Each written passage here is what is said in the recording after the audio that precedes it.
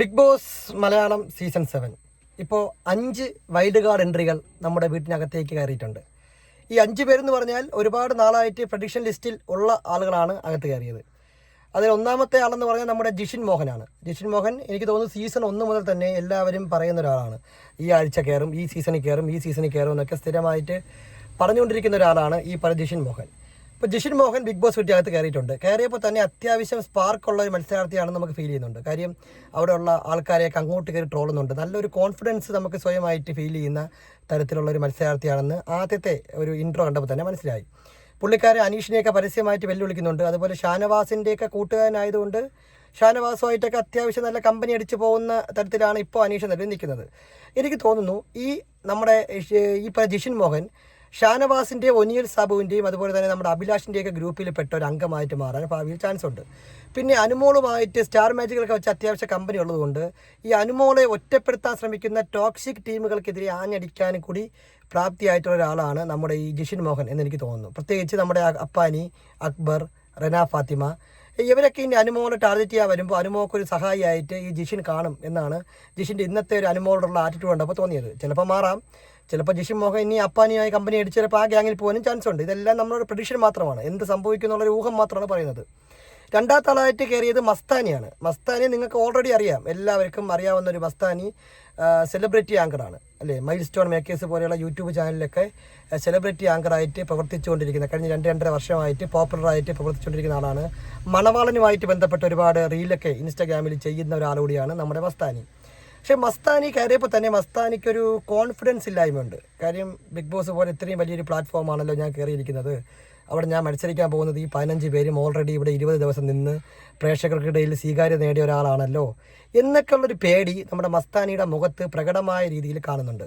അക്കാര്യം ഒരു കോൺഫിഡൻസ് ഇല്ലായ്മ, അല്ലെങ്കിൽ ഞാൻ എന്തിനിവിടെ വന്നു, ഞാൻ ഇവിടെ രക്ഷപ്പെടാൻ കുറച്ച് സമയം എടുക്കില്ലേ എന്നുള്ള രീതിയിലുള്ള ഒരു ആറ്റിറ്റ്യൂഡ് നമ്മുടെ മസ്താനിയുടെ മുഖത്ത് പലപ്പോഴായിട്ട് ഫീൽ ചെയ്യുന്നുണ്ട്. മൂന്നാമത്തെ വൈൽഡ് കാർഡ് എൻട്രി ആയിട്ട് ആ വീട്ടിലേക്ക് കയറിയിരിക്കുന്നത് പ്രവീൺ എന്ന് പറയുന്ന ആളാണ്. ഈ പ്രവീണിൻ്റെ മറ്റൊരു സോഷ്യൽ മീഡിയയുടെ പേരെന്ന് പറഞ്ഞാൽ മാർക്കറ്റിംഗ് മല്ലു എന്നാണ്. മാർക്കറ്റിംഗ് മല്ലു എന്നറിയപ്പെടുന്ന പ്രവീണെ അവിടെയുള്ള ആർക്കും അറിയില്ല. അപ്പോൾ ഈ പ്രവീൺ കയറി വരുമ്പോൾ തന്നെ അവിടെയുള്ള ആൾക്കാർ ഇതൊക്കെ ഇതാരാണെന്നിങ്ങനെ അങ്ങോട്ടും ഇങ്ങോട്ടും പരസ്പരം ചോദിക്കുന്നതൊക്കെ നമ്മൾ കാണുന്നുണ്ട്. ഇപ്പോൾ മാർക്കറ്റിംഗ് മല്ലുവും അത്യാവശ്യം റേഞ്ചുള്ള ഒരു പ്ലെയർ ആണെന്ന് തോന്നുന്നുണ്ട്. കാര്യം വന്നപ്പോൾ തന്നെ അനീഷിനെ ടാർഗറ്റ് ചെയ്തുകൊണ്ട് പുള്ളിക്കാരൻ പരിപാടി തുടങ്ങിക്കഴിഞ്ഞു. അനീഷിനെ ലക്ഷ്യം വെച്ചുകൊണ്ടുള്ള ഡയലോഗുകളും കാര്യങ്ങളൊക്കെ പുള്ളിയുടെ ഭാഗത്തു നിന്നുണ്ടായി. അപ്പോൾ സ്വാഭാവികമായിട്ടും ഈ പ്രവീൺ എന്ന് പറയുന്ന ആളുടെ ടാർഗറ്റ് എന്ന് പറഞ്ഞാൽ നമ്മുടെ അനീഷായിരിക്കും. അനീഷിനെ ലക്ഷ്യം വെച്ചുകൊണ്ടായിരിക്കും പുള്ളിക്കാരൻ മുന്നോട്ട് പോകാൻ പോകുന്നത്.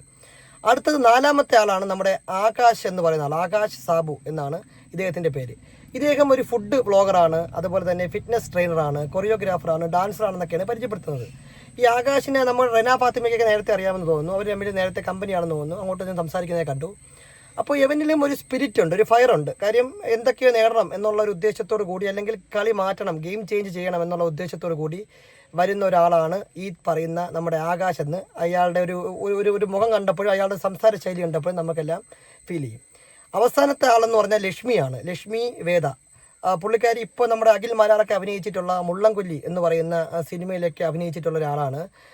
അത്യാവശ്യം ഡാൻസും നൃത്തവും യോഗയൊക്കെ ചെയ്യുന്ന ഒരാളാണെന്നാണ് അറിയാൻ കഴിഞ്ഞത്. ഇവരും ഈ വർഷം തുടക്കത്തിൽ നമ്മുടെ ചാനലിൽ വീഡിയോ ഇട്ടപ്പോൾ ഈ വർഷം കയറും എന്നുള്ള ഒരു പ്രഡിക്ഷൻ ലിസ്റ്റിൽ പറഞ്ഞ ഒരാളാണ്. പക്ഷേ അവരും വലുതായിട്ട് ഒരു മറ്റൊരു ലോകത്തെത്തിയതുപോലെയാണ്, മറ്റൊരു വേൾഡിലെത്തിയതുപോലെ എന്ത് ചെയ്യണം, എവിടെ തുടങ്ങണം, എങ്ങനെ തുടങ്ങണം എന്നൊന്നും അറിയാതെ പകച്ചു നിൽക്കുന്നത് പോലെയാണ് ലൈവ് കണ്ടപ്പോൾ മനസ്സിലാവും. ലൈവിൽ ഇപ്പോൾ എല്ലാവരും അങ്ങോട്ടും ഇങ്ങോട്ടും പരിചയപ്പെട്ട് അവരുടെ ബെഡുകളും അതുപോലെ ഓരോ സ്ഥലങ്ങളൊക്കെ കാണിച്ചു കൊടുത്ത് പരിചയപ്പെട്ട് അതുമായിട്ടൊന്ന് ഇണങ്ങിച്ചേർന്ന് വരുന്നതേ ഉള്ളൂ. അപ്പം നിലവിൽ ഈ കയറിയതിൽ വെച്ച് ഏകദേശം 3 പേരാണ് ആൺ മത്സരാർത്ഥികളായിട്ട് കയറിയ, പുരുഷന്മാരായിട്ട് കയറിയ 3 പേരാണ് നിലവിൽ നന്നായിട്ട് ഒരു കോൺഫിഡൻസ് എല്ലാം പ്രകടിപ്പിക്കുന്ന ആൾക്കാരായിട്ട് തോന്നിയത്. മറ്റ് 2 പേര് കളിയിലേക്ക് ഇറങ്ങി വരാനും ഈ ബിഗ് ബോസ് എന്താണെന്ന് മനസ്സിലാക്കാനും കുറച്ച് സമയം എടുക്കുമെന്ന് തോന്നുന്നു. ഈ ജിഷിനും നമ്മുടെ പ്രവീണും ആകാശും ഇവർ 3 പേരും നല്ല രീതിയിൽ മുന്നോട്ട് പോകാനുള്ള പോസിബിലിറ്റി കൂടുതലാണ്. പിന്നെ അവിടെയുള്ള ചില കണ്ടന്റ് കൊടുക്കാത്ത ചില ആളുകളെക്കാൾ ഭേദമായിട്ട് അവിടെ എന്തെങ്കിലുമൊക്കെ ചെയ്യും എന്ന് എനിക്ക് തോന്നിയിട്ടുള്ള ആൾക്കാരാണ്. ഇപ്പോൾ കഴിഞ്ഞ സീസൺ വെച്ച് നോക്കുകയാണെങ്കിൽ നമ്മുടെ സീക്രട്ട് ഏജൻ്റ് ആയാലും അഭിഷേക് ആയാലും അങ്ങനെ വന്ന ആൾക്കാരിൽ 1-2 പേർക്ക് മാത്രം. ഫോർ എക്സാമ്പിൾ അഭിഷേക് അത്യാവശ്യം നല്ല ഇമ്പാക്റ്റ് ഉണ്ടാക്കിയ ഒരു പ്ലെയറാണ്, ടോപ്പ് 5-ൽ വന്ന പ്ലെയറാണ്. അതുപോലെ ടോപ്പ് 5-ൽ വരാൻ കാലിബറുള്ള 1-2 പേർ ഇത്തവണ കയറിയ 5 പേരിൽ ഉണ്ട് എന്നാണ് എൻ്റെ പേഴ്സണലായിട്ടുള്ള അഭിപ്രായം. എന്തായാലും ബിഗ് ബോസുമായി ബന്ധപ്പെട്ട ഇത്തരത്തിൽ കൂടുതൽ വാർത്തകൾ നിങ്ങളുടെ അടുത്ത് എത്തിക്കണമെങ്കിൽ നമ്മുടെ ഈ ചാനൽ നിങ്ങൾ സബ്സ്ക്രൈബ് ചെയ്യേണ്ടി വരും. അപ്പോൾ വീണ്ടും കാണാം കൂടുതൽ അപ്ഡേറ്റുകളുമായി.